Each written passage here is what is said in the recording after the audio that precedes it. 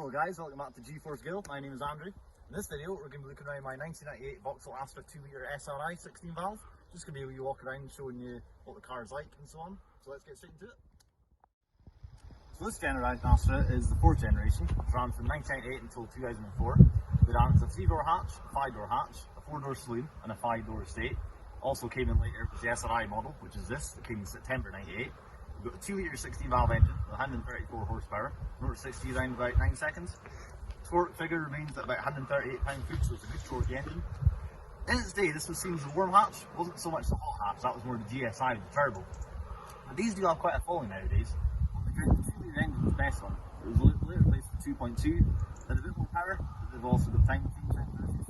This 2-litre engine is gutsy enough, it's good on fuel, and it suits the car very well. But you might think, Mark IV, what does distinguish that from other Astras?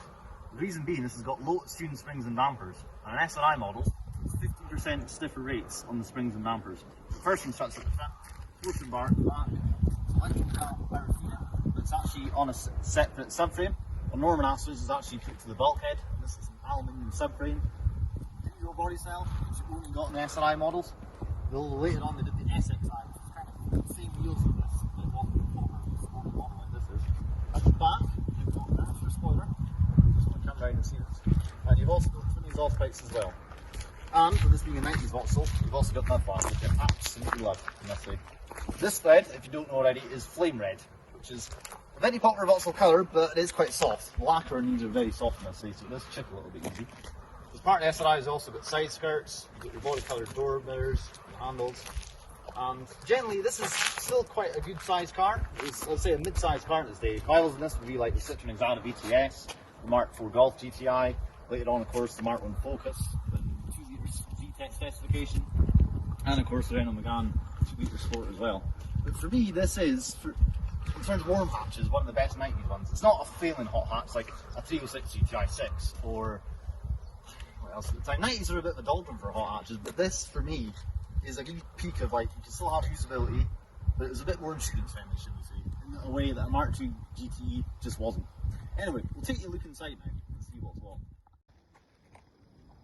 So looking inside, the first thing you will notice is these huge doors, this being a 3-door model. You'll notice this one's actually had a bit of a scrape with the post at one point, but anyway. Inside it's standard Vauxhall fare, a wee bit drab and plasticky, but with this being an SRI model, things are livened up a bit. You've got your nice white dials, nice and sporty. You've got your sports seats, very 90s upholstery of course, it's kind of black with red polka dot, which I quite like. And of course you've also got your industrial skeet scob there as well. It's quite low of course being a 90s car, but I quite like that. And quite handy as well, that is your little holder for your seatbelt, which I quite like.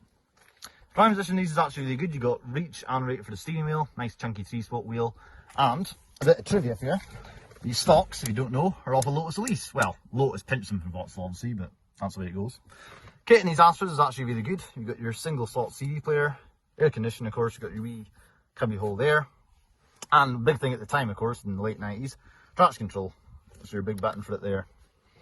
You got your tiny wee LCD display there as well.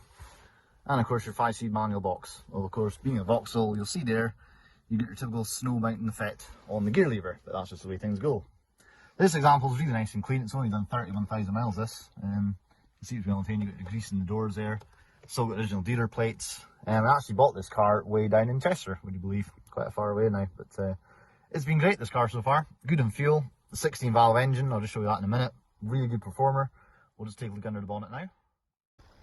So underneath the bonnet of this SRI is a 2-litre Ecotec, 16 valve, 134 horsepower at 5,400 RPM.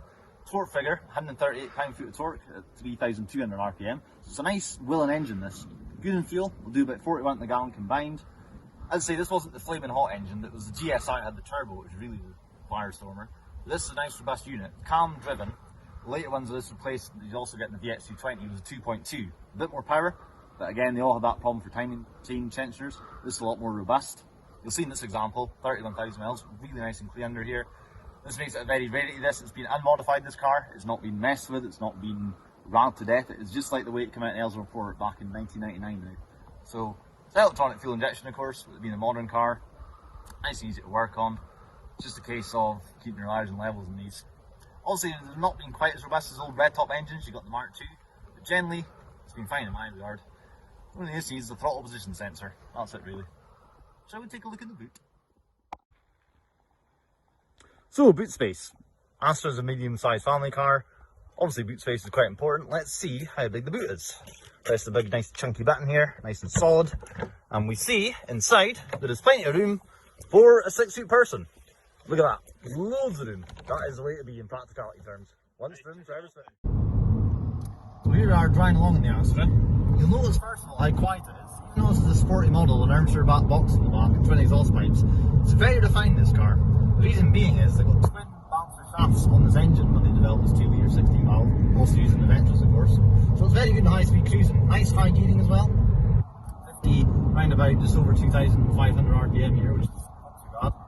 Steering this car is a delight. As I say, it's mounted on a separate aluminium subframe, so the steering feels actually really good. You don't get too much kickback, it's nice weight into it. It's just like nice cars really should be. It's not too light and not too heavy either. Just look at the vent here, and she gets no problem. Tires, I think, are R16 225, I think, something like that. They grip really well. You can see even revving it there how quiet this is for a 3-litre. For 16, this is something around about 9 seconds, but it's all really about the mid-range torque of this engine. I think it feels really well, and like I said, very refined as well. So is this the best of its kind then in the 90s class? Well, it's hard to say. At the time, the Frenchies were a great chassis, like the Exada VTS and so on, and of course the 306. But for solidity, this thing's the way to lead it, I think. The main rival at the time really for this car was the Mark IV Golf, which in GTI form just never quite cut it to the driver's car. This though had the edge, I think, with those Lotus springs and dampers, and again, that rated as well. But of course, the car that really beat this car was the Mark I Focus. They came along in later '98. That just had a magic to that chassis that this doesn't quite have. Very close, but not quite at that point. Anyway, on that note, we'll end the video. Thanks very much for watching, guys. Don't forget to subscribe and watch again. And I'll see you next time.